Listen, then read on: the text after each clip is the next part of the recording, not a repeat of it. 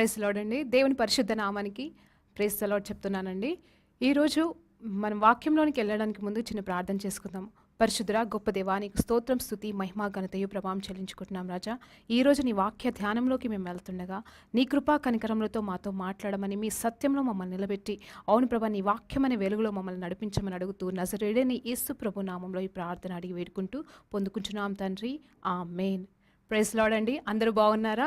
ఈరోజు నేను చెప్పాలనుకుంటున్న వాక్యము కీర్తనలు, దావీదు కీర్తనలో నుండి 119 అధ్యాయం నుండి 105 వచనమండి. ఆ వాక్యం ఏం చెప్తుందంటే, నీ వాక్యము నా పాదములకు దీపము, నా త్రోవకు వెలుగై ఉన్నది. నీ వాక్యము, మరి కీర్తనకారుడు చెప్తున్న మాట ఇది. నీ వాక్యము, నీ అంటే ఇక్కడ యేసయ్య వాక్యం గురించి చెప్తున్నారు. నీ వాక్యము నా పాదములకు దీపము, నా త్రోవకు వెలుగై ఉన్నది. ఇందులో గొప్ప సత్యం ఉందండి. మరి ఎంతో గొప్ప అనుభవము కలిగిన దావీదు, మరి తను ఎన్నో మార్లు చీకటిలో ఉన్నాడండి. ఎంతో చీకటి అనుభవం ఉంటే తప్పించి ఈ రీతిగా ఈ వాక్యం గురించి, మరి దేవుని వాక్యం గురించి ఎలా వెలుగుగా మార్చబడింది, దేవుని వాక్యం ఎలా వెలుగులోకి వచ్చింది అనేది ఆయన గ్రహించలేకపోయేవాడండి. ఆయన గ్రహించిందల్లా ఒకటే, తను ఉన్న చీకటి పరిస్థితులలో, తను ఉన్న అజ్ఞాన పరిస్థితుల్లో, తను ఉన్న మరి బలహీన పరిస్థితులలో, మరి ఏ రీతిగా దేవుని వాక్యము తనని ఆదరించిందో, దేవుని వాక్యం ఎలా అయితే తనని బలపరిచిందో ఆ వాక్యము ద్వారా తను చెప్తున్నాడండి. మరి ఎంతో ఓదార్పు కలిగిన వాక్యము. మనం ఎన్నోసార్లు వాక్యం గురించి విన్నాము, ధ్యానించాము. ప్రతిసారి అంటాం, ప్రభా నాకు మార్గంలో సహాయం చేయి, ఇదిగో నేను వెళ్తున్నాను, నువ్వే నాకు త్రోవలో సరళం చేయి ప్రభా అని మనం ప్రార్థన చేస్తూ ఉంటామండి. కానీ నిజంగా ఇందులో ఉన్న గొప్ప సత్యాన్ని ఈరోజు మీతో అనుకుంటున్నాను. మరి పరిశుద్ధాత్మ దేవుని సహాయంతో మనం ముందుకు వెళ్తుండగా ఇంకొక మాట చెప్తున్నానండి. దేవుడు ఒక మాట అంటాడు. ఏంటంటే, యోహాను సువార్త 1వ అధ్యాయంలో 1వ వచనం నుండి 2వ వచనం వరకు మనం చదువుకున్నట్టయితే, ఆది అందు వాక్యం ఉండెను అని చెప్పబడింది. ఆది అందు వాక్యం ఉండెను, వాక్యము దేవుని దగ్గర ఉండెనంటండి. మరి ఆది అందు వాక్యమైన దేవుడు, మరి ఈరోజు ఈ దావీదు చెప్తున్నమాట, ఆది నుండి ఉన్న వాక్యాన్ని మరి తన పాదములకు దీపముగా మరి చూసుకుంటున్నాడండి. మరి ఆ వాక్యము వెలుగుగా రాబోతుంది అని చెప్తున్నాడు. మరి తనకి ఏ రీతిగా తను ఉన్న చీకటి పరిస్థితులలో వాక్యము దీపంగా మార్చబడిందో మరి మనం ఆలోచన చేద్దాము. ముందుగా వెళ్తుండగా యోహాను సువార్త 1వ అధ్యాయం 1-2 మరొక్కసారి ధ్యానిద్దామండి. ఆది అందు వాక్యము ఉండెను, వాక్యము దేవుని దగ్గర ఉన్నది, వాక్యము దేవుడే ఉండెను, ఆయన ఆది అందు దేవుని యొద్ద ఉండెను, సమస్తమును ఆయన మూలంగానే కలిగెను. మరి వాక్యము దేవుడే ఉండెను అంట, ఆయన ఆది అందు దేవుని యొద్ద ఉన్నాడంట, మరి సమస్తమును ఆయన మూలంగానే కలిగినదంట. మరి ఆయన లేకుండా ఏదేనూ కలగలేదని చెప్పబడుతుంది. మరి అలాగనే ఇంకొక వాక్యం అలాగే ముందుకెళ్ళినప్పుడు యోహాను సువార్త 1:3-4 కూడా చూసినప్పుడు, కలిగి ఉన్నది ఏదియు ఆయన లేకుండా కలగలేదని చెప్పబడుతున్నారు. మరి మనం ఆదికాండంలోకి వెళ్ళినప్పుడు మరి మొదటగా చీకటే ఉందండి. అక్కడ చీకటి తప్ప ఇంకేమీ లేదు. చీకటి పైన మరి సముద్రం పైన మరి దేవుని ఆత్మ అల్లాడుచుంది అని చెప్పి రాయబడింది. మరి పరలోకంలో ఎలా ఉందో మనకు తెలియదు, కానీ హెవెన్స్ని క్రియేట్ చేశాడంట, భూలోకాన్ని క్రియేట్ చేశాడంట. కానీ భూలోకం చుట్టూ అంతా కూడా మరి ఎర్త్ మీద అంతా కూడా మరి చీకటి అగాధములు చల్లుకొని ఉన్నది, మరి చీకటిగా ఉంది అని చెప్పబడుతుంది వాక్యంలో. మరి ఆ చీకటిని ఏం చేశాడు దేవుడు? మరి అల్లాడుచున్నాడు. ఆయన ఆత్మ హోవరింగ్ అని రాయబడింది ఇంగ్లీష్లో. హోవరింగ్ అంటే మరి ప్రాణంతో ఎలా అంటే కొట్టుకుంటుందంట ఆ చీకటిలో. దేవుని ఆత్మ నేనేమి చేయాలని కొట్టుకుంటుండగా మరి దేవుడు దాన్ని వెంటనే ఆ చీకటిని వెలుగుగా మార్చేశాడంట. మరి మొట్టమొదటిగా ఆది కాండంలో చేసిన మొట్టమొదటి పని, దేవాది దేవుడు చేసిన మొట్టమొదటి కార్యం ఏంటంటే చీకటిని వెలుగుగా మార్చేశాడండి. చీకటిని అంతా తీసివేసి మనం చెప్పాడు. మొట్టమొదటి మాట, లెట్ దేర్ బి లైట్, ఇక్కడ వెలుగు కలుగును కాక అని ఆదేశించినప్పుడు వెలుగు కలిగిందంట అండి. మరి అంత గొప్ప వెలుగు గురించి మరి దావీదు ఇక్కడ మాట్లాడుతున్నాడు, దావీదు ఇక్కడ ధ్యానిస్తున్నాడు. ఆయన ఎలాంటి చీకటి పరిస్థితుల గుండా వెళ్ళినను మరి మొదట ఉన్న అధ్యాయంలోకి వెళ్ళాడు. మరి ఆయన ధ్యానించిందల్లా పాత నిబంధన అయి ఉండొచ్చు. మరి తను ఒక క్రైస్తవ కుటుంబం అని ఉండి మరి ఒక యూదుల కుటుంబం నుండి వచ్చిన వాడు, మరి ఒక కాపరిగా ఉన్నవాడు, మరి ఎప్పుడు నిత్యము దేవాది దేవుని కీర్తిస్తూ తన పాటలతో స్తుతిస్తూ మరి దావీదు ఎన్నో పాటలు పాడాడు. తను ఒక్కొక్క పాటలో ఒక్కొక్క కీర్తనలో తన సొంత అనుభవాలతో కూడిన అనుభవం ఉంది. దేవుడితో తనకున్న సంబంధం గురించి రాయబడి ఉంది. మరి ఆ వాక్యంలో మరి ఈ కీర్తన 119, 105లో ఏం చెప్పబడుతుందంటే, నీ వాక్యము నా పాదములకు దీపం అని చెప్తున్నాడు దావీదు. మరి మనము కొన్నిసార్లు గమనిస్తే మరి సింగరేన్ లాంటి మరి చీకటి ప్రదేశాల్లో వాళ్ళు పనిచేసినప్పుడు, అండర్ గ్రౌండ్స్లో పనిచేసినప్పుడు, సముద్రాల్లో పనిచేసినప్పుడు మరి వాళ్ళు తీసుకునే మొట్టమొదటి ఆయుధం ఏమిందంటే లైట్ అండి. అది తలకి కానీ కట్టుకుంటారు, చేతులకు కానీ కట్టుకుంటారు, మరి నడుముకి కట్టుకుని ఉంటారంట వాళ్ళు. మరి వాళ్ళు ఏ రీతిగా కట్టుకుంటారు అంటే అది కేవలము అది వాళ్ళ చేతితో పట్టుకోరు, వాళ్ళు 100% చేతితో పట్టుకోరు. ఎందుకంటే వాళ్ళ చేతులు ఎప్పుడు పని చేస్తూ ఉండాలంటండి. అందుకోసమే తలకి కట్టుకుంటారు, లేదంటే నడుముకి కట్టుకుంటారు, లేకపోతే ఇంకొక రకంగా వాళ్ళకి తోచిన మార్గంలో వాళ్ళు కట్టుకుంటారు, వాళ్ళకి అనుకూలంగా వాళ్ళు కట్టుకుంటారు. కానీ అది ఎలా ఉంటుందంటండి, ఆ లైట్ కేవలము వాళ్ళు పని చేసినప్పుడు తలకై కట్టుకుంటే వంగి చూస్తేనే ఆ మాత్రం వెళ్తొస్తుందంటండి. మరి వాళ్ళు నడుము కట్టుకున్నప్పుడు వాళ్ళు కొంచెమే కనిపిస్తుందంటండి. మరి వాళ్ళు కొంచెం ఈ పక్కన ఆ పక్కన చూడ్డానికి లేదటండి. కానీ అలాంటి వెలుతురు అది సంపూర్ణమైన వెలుతురుగా లేదండి, కొంచెంగానే ఉంది. వాళ్ళ పనికి మట్టుకే సరిపోయేటట్టుగా ఉంది. ఆయనను కూడా ఆ లైట్ వారికి అవసరమై ఉంటుందండి. మరి ఈ రోజు మరి దావీదు చెప్తున్న ఈ మాటని మన జీవితంలోకి ఎలా అనుసరించుదాము, మన జీవితంలో ఎలా మనం పెట్టుకోవాలి అనేది ఆలోచిస్తే నీ వాక్యము పాదములకు అంటున్నాడండి. మరి పాదమైతే మరి మన శరీరంలో అది చాలా కిందిగా ఉంది. మరి దేవుడిని అయితే మనం పాదాల దగ్గరికి తెచ్చుకోలేము, మనము దేవుడి పాదాల దగ్గరికి వెళ్ళాల్సి ఉంది. కానీ దేవాది దేవుడు మన పాదాలకే దీపంగా మార్చబడుతున్నాడు. మరి ఎక్కడైతే దీపం ఉంటుందో అక్కడ వెలుగు ఉంటుంది. మరి దీపం అనేదే వెలుగుకి సూచనగా ఉంది. మరి దీపం లేకపోతే వెలుగు ఉండదు. మరి దీపం ఆరిపోతే వెలుగు రాదండి. మరి ఈ దీపం ఈ కాళ్ళ దగ్గర ఉందంట. మరి ఆ కాళ్ళు ఏమై ఉన్నాయి అంటే మన నడవడికి గుర్తు అనమాట. దారిలో మరి కీర్తనకారుడు ఇంకొక వచనంలో చెప్తున్నాడు, కీర్తన 121 మరి 3వ అధ్యాయంలో, నా పాదంలో త్రొట్టెలనియడు, నన్ను కాపాడవాడు కొనుకడు నిద్రపోడు అని చెప్తున్నాడు. మరి పాదాలను తొట్టెలేకుండా మరి కాపాడేది ఏదండి? మరి కేవలం దేవా అంటే సరిపోదట. మరి ఆయన వాక్యాన్ని ధ్యానించాలంట, ఆయన మార్గంలో మనం తెలుసుకోవాలంట, ఆయన ఏ రీతిగా ఉన్నాడు, ఆయన ఆలోచనలు ఏ రీతిగా ఉన్నాయి అనేది మనం తెలుసుకోవాలటండి. మరొక్కసారి మరి యోహాను సువార్త మరి 1వ అధ్యాయము 14వ వచనంలో ఇంకొక మాట కూడా ఉందండి. ఆయన ఏ రీతిగా వచ్చాడు, ఆ వాక్యము శరీరధారి అయి కృపా సత్య సంపూర్ణుడిగా వచ్చాడటండి. మరి ఇక్కడ కృపా సత్యము ఎక్కడ ఉన్నాయండి? దేవుళ్ళలో ఉన్నాయి. సత్యం ఎక్కడ ఉంది? దేవుళ్ళలో ఉంది. మరి వాక్యం ఏమన్నాడు? యేసయ్య ఉన్నాడు. యేసయ్య వాక్యముగా వచ్చాడు, శరీరధారి వచ్చాడు. ఆ వాక్యాన్ని మనం ఆహ్వానించినప్పుడు, ఆ వాక్యాన్ని మనం హృదయంలో పెట్టుకున్నప్పుడు, ఆ వాక్యాన్ని మనం మెడిటేట్ చేసినప్పుడు మనం ఏమైపోతామంటే ముందుకు సాగగలుగుతాము. కృపా సత్యం మన వెంట నడుస్తాయి, కృపా సత్యంలో మనం వెంబడి ఉంటాయి. అంటే మనం వెళ్తున్నాం కాబట్టి మనకి ఎలాంటి చీకటి పరిస్థితి రాదని కాదండి. ఇక్కడ చీకటి పరిస్థితి అంటే కేవలము లైట్స్ ఆఫ్ అయిపోతే వచ్చే చీకటి గురించి నేను మాట్లాడట్లేదు, కేవలం అంధకార చీకటి గురించి నేను మాట్లాడట్లేదు. కానీ మన సమస్యలండి, మన జీవితంలో మనం ఎదుర్కొంటున్న సమస్యలు ఏ రీతిగా వెళ్తాయి,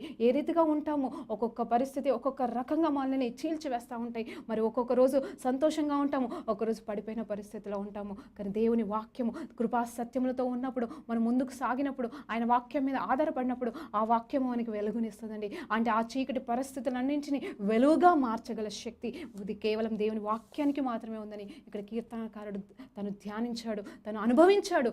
అందుకే ఆ మాట చెప్పగలుగుతున్నాడు. వాక్యాన్ని పాదాల దగ్గర పోల్చుకుంటున్నాడు, తన పాదంతో పోలుస్తున్నాడు. దేవుని వాక్యాన్ని పాదాల దగ్గర ఉంచుకున్నాను అంటున్నాడు. మరి పాదాల దగ్గర అంటే అది తగ్గింపు స్వభావం కాదండి, ఆయన పాదములండి. పాదముల కంటే మార్గంను చూసిస్తుంది. మరి తన త్రోవకు వెలగైపోయి ఉంది అని చెప్తున్నాడు. మరి దేవుని ఆత్మ గురించి కూడా ఇంకొక మాట నేను చెప్పాలనుకుంటున్నాను. దేవుని ఆత్మ ఎక్కడ ఉందండి? దేవుని ఆత్మనే మనకి జీవపు వెలుగుగా కూడా మార్చబడుతుందండి. మరి ఆయన ఆత్మనే మనకి వాక్యమే ఉందని చెప్తున్నాడు దేవుడు. ఆయన ఆత్మ లేకుండా మనము లేమంటండి. ఆయన ఆత్మ మనలో ఉన్నప్పుడు మనం నిత్య జీవం పొందుకుంటాము. అదే వాక్యము జీవం అనేది. మరి వాక్యంలో శక్తి ఉంది, వాక్యము వెలుగే ఉంది, వాక్యము సంపూర్ణమే ఉంది, వాక్యము సత్యమే ఉంది. మరి దావీదు కీర్తన 121 మరి 1 నుండి మరి 5 వచనాలకి వరకు మనం చదువుకొని ధ్యానిస్తామండి. కొండల తట్టు నా కన్నులు ఎత్తుచున్నాను, నాకు సహాయము ఎక్కడ నుండి వచ్చును? యెహోవా వలనే నాకు సహాయము కలుగును. ఆయన భూమి ఆకాశమును సృజించిన వాడు, ఆయన నీ పాదమును త్రొట్టెలనియడు. నిన్ను కాపాడువాడు కునకడు, ఇజ్రాయేల్ను కాపాడువాడు కునకడు నిద్రపోడు. యెహోవాయే నిన్ను కాపాడువాడు. నీ కుడి ప్రక్కన యెహోవా నీకు నీడగా ఉండును.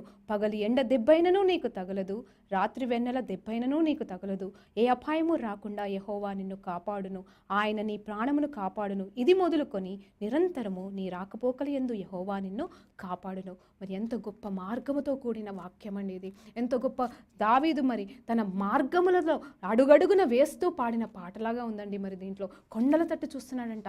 కొండల తట్టు, ఏ కొండ ఎక్కడ ఏంటి, మరి మనం ఏదైనా సమస్య వచ్చినప్పుడు మనం ఎవరి వైపు చూస్తామండి? మరి ఎవరైతే పెద్దవాళ్ళు ఉన్నారో వాళ్ళ దగ్గరికి పరిగెత్తుకుంటూ వెళ్ళిపోతాము. ఎవరి వల్ల సహాయం, మరి అదే ఒకవేళ ఫైనాన్షియల్ సపోర్ట్ అనుకోండి, ఎవరి దగ్గరికి వెళ్తాం? బాగా డబ్బులు ఉన్న వారి దగ్గరికి వెళ్తాము, లేకపోతే తెలిసిన వాళ్ళ దగ్గరికి వెళ్తాము, మనకి గొప్ప అనిపించే వాళ్ళ దగ్గరికి వెళ్తాము. మరి అంత మాత్రమే కాదు, ఇంకొక విషయం ఏంటండి, సహాయము అనే వాళ్ళు ఎవరు చేస్తారండి? మనకంటే ఇంకొక లెవెల్ ఎక్కువ ఉన్న వాళ్ళే చేస్తారు, కానీ మనకంటే తక్కువ ఉన్న వాళ్ళు చేయలేరండి. అంటే నేనేమంటున్నానంటే ఆ స్థాయి తగ్గిన వాళ్ళే చేస్తారు. అంటే ఒక ఫైనాన్షియల్ అయితే లేని వారి దగ్గరికి అయితే మనం వెళ్ళి అడగము. కానీ ఇక్కడ ఏమంటున్నాడు కీర్తనకాడు? కొండల తట్టు నేను చూస్తున్నాను, నాకు సహాయం ఎక్కడి నుండి వచ్చినని. కానీ నిజంగా తెలుసుకున్నాడు ఏంటంటే ఆ కొండ ఏదో కాదు, యేసయ్య తప్ప ఎవరు లేరు, యెహోవా తండ్రి తప్ప ఎవరూ లేరని తెలుసుకుంటున్నాడు. యెహోవానే నాకు సహాయము కలుగునని కూడా మరలా చూస్తున్నాడు. అంటే ముందైతే ఎక్కడి నుండి వస్తుంది అని వెతుకుతున్నాడండి. ఆ వెతుకుడం ఎక్కడ వెతికాడు? వాక్యంలో వెతికాడు, మరి ఆ పరిస్థితుల్లో వెతికాడు. మరి తను వెంటనే తెలుసుకున్నాడు, యెహోవా వల్ల తప్ప నాకు ఇంకెక్కడి నుండి సహాయం రాదని తెలుసుకున్నాడు. ఆయన నా పాదములను త్రొట్టెల్లనీయడని తెలుసుకున్నాడండి.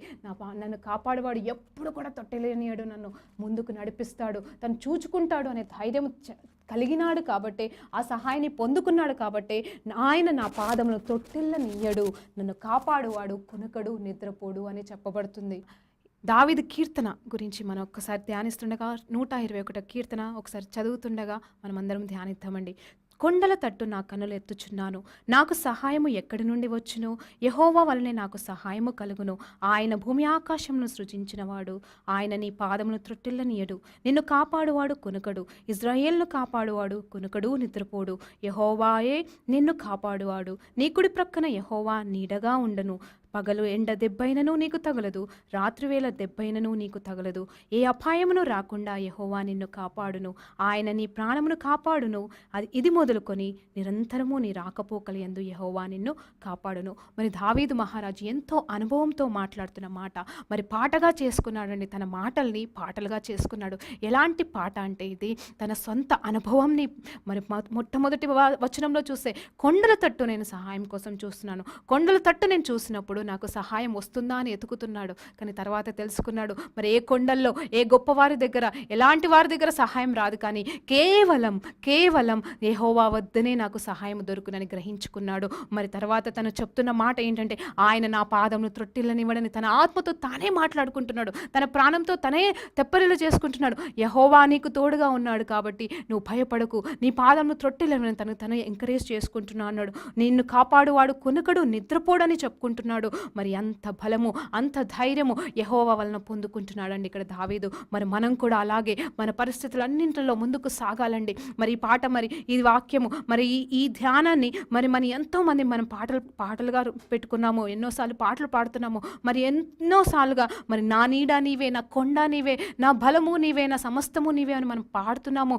మన ప్రార్థనలో ఆ మాటలు వస్తూనే ఉంటాయండి. కానీ మరి మనం ధ్యానించాలి, మన పరిస్థితుల్లో మనం దాన్ని జ్ఞాపకం చేసుకునేటట్టుగా ఉండాలండి. మరి ఇంకొక వచనంలోకి వెళ్దాము. మరి 4వ వచనంలో, ఇజ్రాయేలును కాపాడువాడు కునుకడు నిద్రపోడు, యెహోవాయే నిన్ను కాపాడువాడు, నీ కుడి పక్కన యెహోవా నీకు నీడగా ఉండును. మరి 5వ వచనంలో చూస్తే, నీ కుడి ప్రక్కన యెహోవా నీకు నీడగా ఉండును. మరి నీడ అంటండి. మరి నీడ ఎక్కడికి వెళ్ళి వస్తుందండి? నీడ ఏ రీతిగా వస్తుంది? ఎక్కడైతే చీకటి లేదో అక్కడే నీడ కనిపిస్తుందండి. మరి వెలుతులోనే నీడ వచ్చేస్తుంది. మరి మనము ఒక లైట్ వేసి మనం నిల్చున్నప్పుడు మన షాడో పక్కన వస్తుంది. ఆ షాడోనే నీడ అని చెప్తున్నాము. అంటే ఇక్కడ ఏం చెప్పబడుతుందంటే, ఎక్కడైతే వెలుగు ఉంటుందో అక్కడ నీడ ఖచ్చితంగా ఉన్నట్టుగా మరి క్లియర్గా చెప్పబడుతున్నది ఏంటంటే, ఇక్కడ పగలు యెహోవా నిన్ను కాపాడువాడు, నీ కుడి పక్కన యెహోవా నీడగా ఉండను. నా కుడి పక్కన అని మాట్లాడుకుంటున్నాడు దావీదు. నా కుడి పక్కన ఎవరు ఉంటారని నీడ అంటండి. మరి నీడ ఎలా వస్తుంది? వెలుగుతో వస్తుంది. ఆ వెలుగు ఎవరై ఉన్నాడు? గాడ్ ఈజ్ లైట్ అండి. గాడ్ ఈజ్ లైట్ అని చెప్పబడుతున్న వాక్యము, మరి దేవుడే వెలుగై ఉన్నాడని చెప్పబడుతున్న వాక్యము మనకు తెలుసు. అలాగనే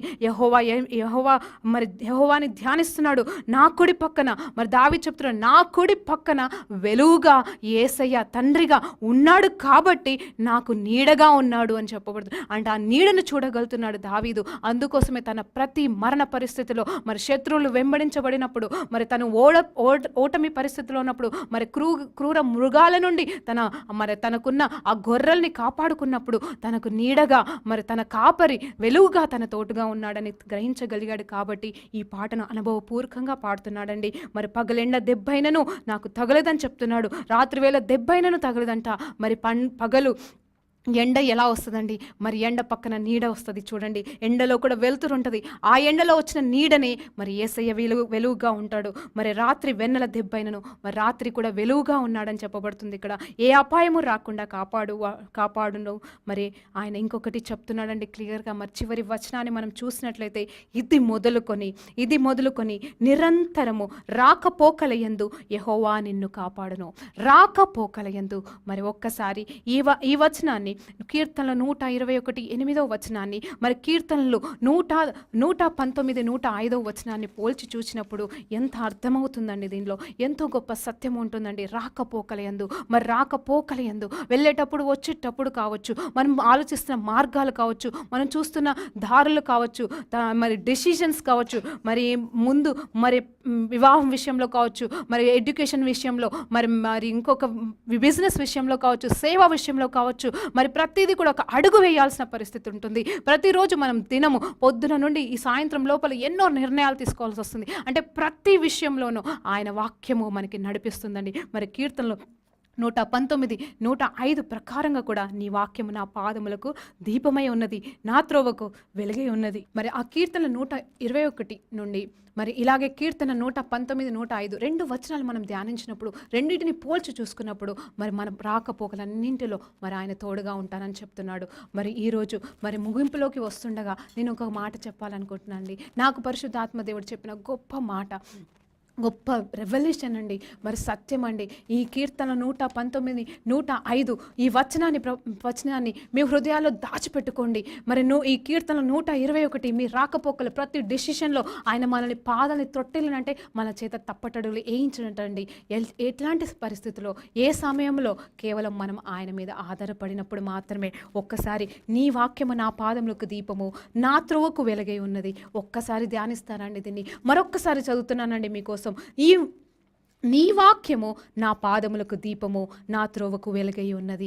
నీ వాక్యము నా పాదములకు దీపమై ఉన్నది. ఒకటండి, ఎప్పుడైతే వెలుగు ఉంటుందో చీకటికి ప్రదేశం లేదండి. ఎక్కడైతే వెలుతురు ఉంటుందో అక్కడ చీకటి కనిపించదండి. మరి నా వాక్యము, నా యేసయ్య నాకిచ్చిన వాక్యాన్ని నేను పట్టుకొని ముందుకు వెళ్తుండగా, నా జీవితంలో నేను ముందుకు వెళ్తుండగా, మనం ముందుకు వెళ్తుండగా మనకు అడ్డ వస్తున్న ప్రతి చీకటి, అంధకార శక్తులు కావచ్చు, మరి ఏ రకమైన చీకటి కావచ్చు, మన ఎక్కడైనా ప్రదేశాలకు వెళ్ళినప్పుడు అక్కడ మరి దురాత్మ శక్తులు పనిచేస్తాయి. కొంతమంది హృదయాల్లో పనులు చేస్తాయి. కొంతమంది ఆ దురాత్మల చేత పీడింపబడుతున్నారండి. మరి అలాంటి వాళ్ళ దగ్గరికి మనం వెళ్ళినప్పుడు ఆయన వాక్యము మన పాదాలకి మనకి తోడుగా ఉండి మన పాదాలకి మార్గము చూపిస్తుండగా మనం వెళ్ళినప్పుడు మనం ఎక్కడైతే అడుగు పెడతామో అక్కడ ప్రతి చీకటి క్రియ లయమైపోవాల్సిందండి. అలాంటి గొప్ప అభిషేకము, అలాంటి గొప్ప ఆశీర్వాదము మనం వాక్యం ధ్యానించినప్పుడు పొందుకుంటామండి. ఎందుకంటే వాక్యమే శరీరధారి అయి వచ్చాడండి. వాక్యమే యేసు ప్రభుగా వచ్చాడండి.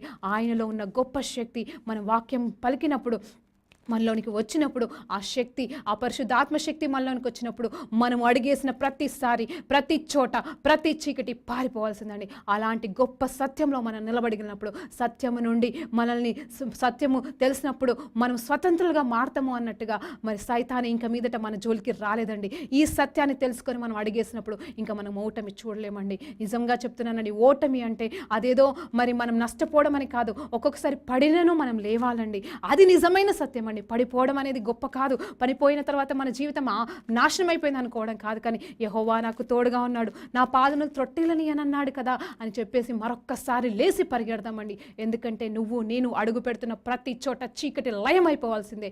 ఆ చీకటి క్రియలకి లయపరచవలసిన భవిష్యత్తు మార్గము మనలో ఉంది. అలాంటి గొప్ప ధైర్యంతో మనం ముందుకు సాగాలని ఈరోజు ఈ వాక్యం ద్వారా మీకు చెప్తున్నానండి. మరి మీతో పాటుగా నేను నేర్చుకుంటున్న మాట ఏంటి అంటే, ఆయన మనతో ఉన్నాడు, మనలో ఉన్నాడు, మనలో జీవిస్తున్నాడు, ఆయన వెలుగుగా ఉన్నాడు, ఆయన సమస్తము ఎరిగిన వాడై ఉన్నాడు. మనలో ఉన్న వీక్నెస్ని బట్టి ఆయన మనల్ని తృణీకరించడు. కానీ మనం ఒక్కసారి ప్రభువా, ఇదిగో ప్రభువా అని కొండల తట్టు అని చూసినట్టుగా దావీదు కొండల తట్టు చూసి మొట్టమొదట కొండల తట్టు చూసి తర్వాత యెహోవాయే నాకు సహాయం అన్నాడు.